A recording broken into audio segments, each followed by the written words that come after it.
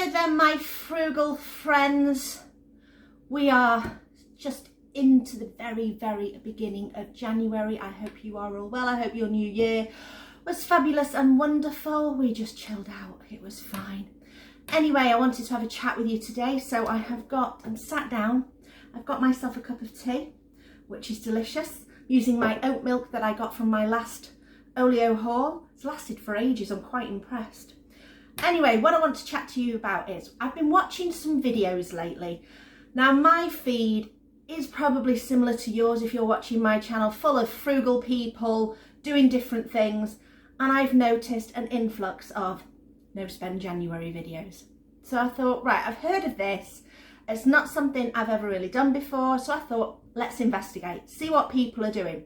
And basically, the premise is, and I've written some notes, that's how interested I was. So I've written some bits and it says basically people are cutting back as much as possible in January. They're only spending on absolute essentials. So the things that you've got to spend. So your mortgage, your gas, your electricity, things like that.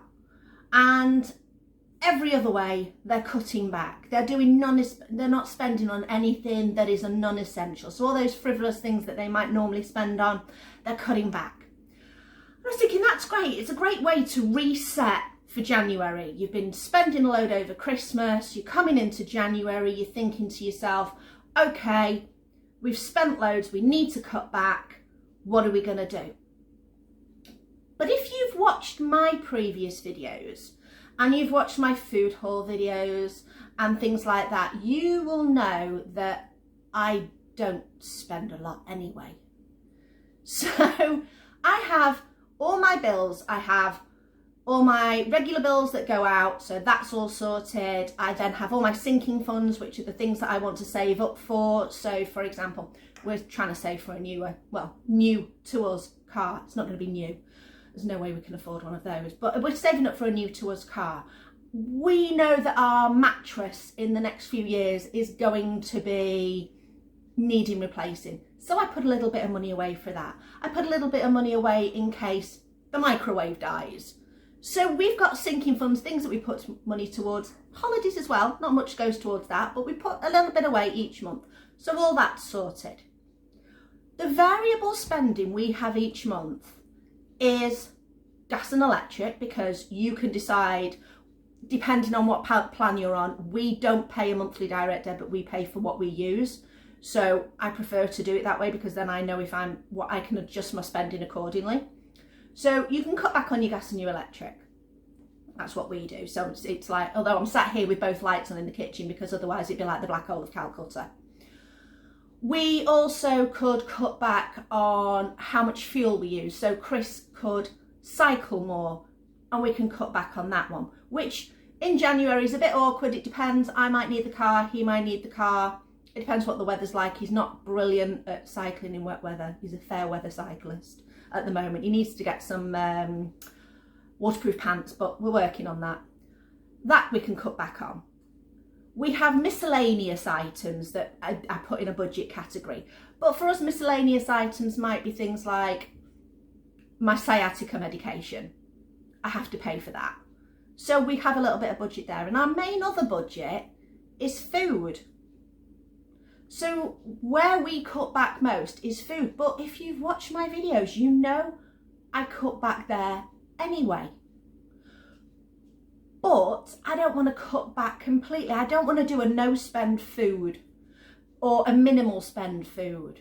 I mean, I try to minimally spend as it is, but I'm not going to stop myself from going out and buying. So if I see a really good deal on something in the shops, I'm not going to say, oh, I can't buy that because I'm on a no spend January.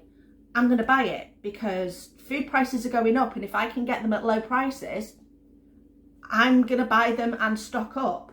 That's one of the main things that I wrote down on here was I want to be able to stock up because you just don't know whether or not you're going to have that food at a reasonable price in a few months' time.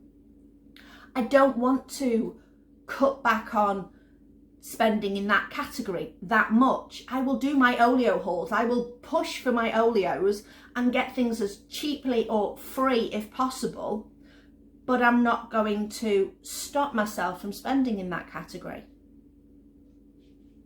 So that's where we're thinking. What I am going to do is I'm going to still carry on using my surveys. So if you've seen my Asda haul previously and my Iceland haul previously, I spent £80 in both of those shops and paid pennies, because I do surveys and have things where on my phone and on my computer, where I can get cash back and also vouchers, and I will save those and I will spend those on food so that we can use money elsewhere to save. The other thing I've noticed people doing is they are eating out of their cupboards and freezer so that they can save all that money. I'm doing that. We do generally eat a lot out of our cupboards and freezers, but I tend to eat what's there and then stock back up again. So, like I say, from that Asda haul and that Iceland haul, we eat what we've got in, but I'm constantly stocking up as well. I don't ever want to get down to a point where I'm looking at my freezer and going, oh, there's no food in here, because what happens if I then have a bad month? Now, I'm okay, I've got emergency savings, I've got money put aside, but I worry from people who might be in food poverty that an empty freezer is a scary, scary thing. I always remember my mum was born in the 1930s, went through World War II and all the food rationing and things like that, and that made her scared later on. So our cupboards were always stocked. And the way my mum always would do her groceries would be that if she'd use a tin, she'd have like 5 tins of beans in the cupboard, and that would be her stock. And if she used a tin of beans one week, that tin of beans would then go on the shopping list. She wouldn't ever use all the 5 tins of beans and think, oh, now we need beans. It would be use that one tin of beans. That tin of beans goes on the shopping list to replace the tin of beans that she'd use, so that she'd constantly have the 5 tins of beans in. Because then if there was a problem and there was something that was happening, she would make sure that she'd got food in. Then we'd always have enough food in for, say, a month, so that if for 1 month there was a big issue, there was a problem, for some reason money wasn't coming in, she knew she could feed us for that month and not have to worry about not having food in, because she'd only ever keep in 1 tin of this or 1 tin of that, or would deplete her stock completely before topping up. That's something that she's passed on to me, and I try not to end up with tiny amounts of food in my cupboard and fridge. It's always about keeping it well stocked so that we've got food to feed us in case we have a month where we've got some problems. So anyway, these are my ideas. These are the reasons why personally a no spend January is not really for me. To particularly put it in a category of saying I'm doing a no spend January, because January is just going to be like every other month for me. We think about what money we've got, we allocate it where we need it, we allocate it within our budget, and I try and spend as little as possible, full stop. We don't go out very often for meals. I do like going out for a meal. I love going out for a nice meal. We are going out for a meal this month. It's my dad's birthday at the end of the month, so we will take him out for a meal. That's one thing that we do, is we take people out for a meal to celebrate birthdays, etc. Because, especially my dad, because he doesn't get to go out very often. He's older, he's not got a car, he's not as great on his legs as he once was. So he relies on us. That's why I go shopping with him every week and take him where he needs to go. And it's nice for him to get out and not have to stay at home.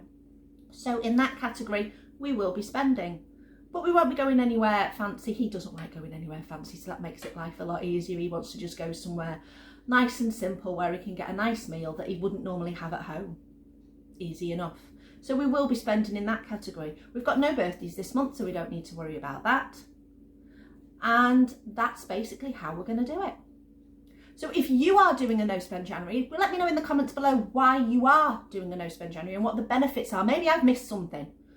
Maybe there's something that is in a video that I've not watched that somebody has said, I'm doing it for this particular reason, and I've missed the point.